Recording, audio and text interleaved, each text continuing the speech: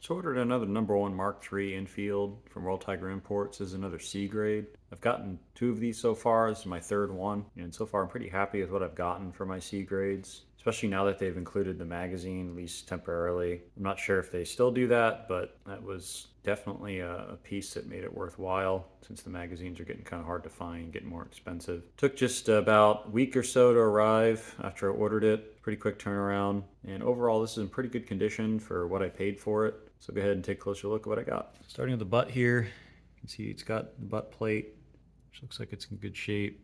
It does have a stock disc, which looks like some Arabic in it.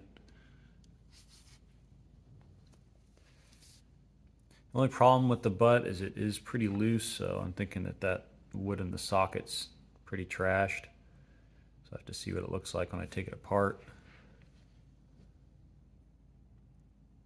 See the receivers, looks like it's in good shape.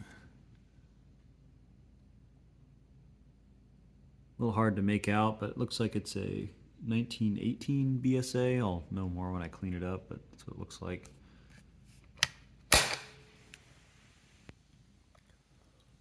It is missing the rear top handguard here.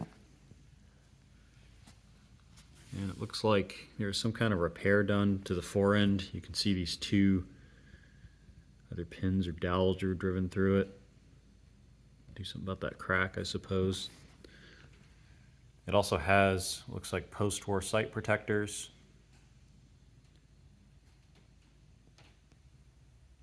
But overall, it looks pretty complete so far.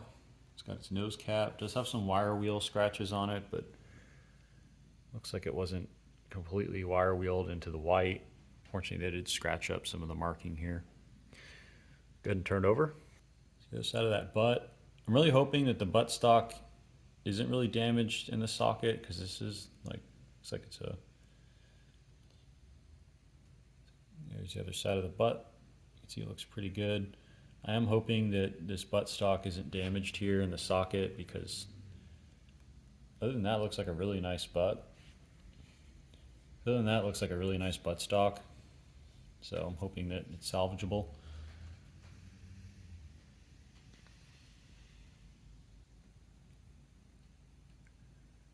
Overall, looks pretty good on this side as well. There's that crack there in the forend.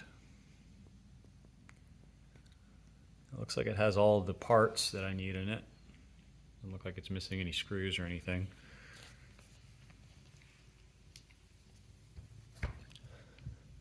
So aside from missing this rear top handguard, it looks like it's complete. It is kind of odd that there's no wear or anything here on the finish. And it does look like there was a top handguard here at some point. There's that scratch there in the metal that I'm sure would have rusted. So I kind of suspect that top handguard was popped off sometime recently. I also noticed you can kind of make them out. It is Iraqi marked, just like the last one that I got.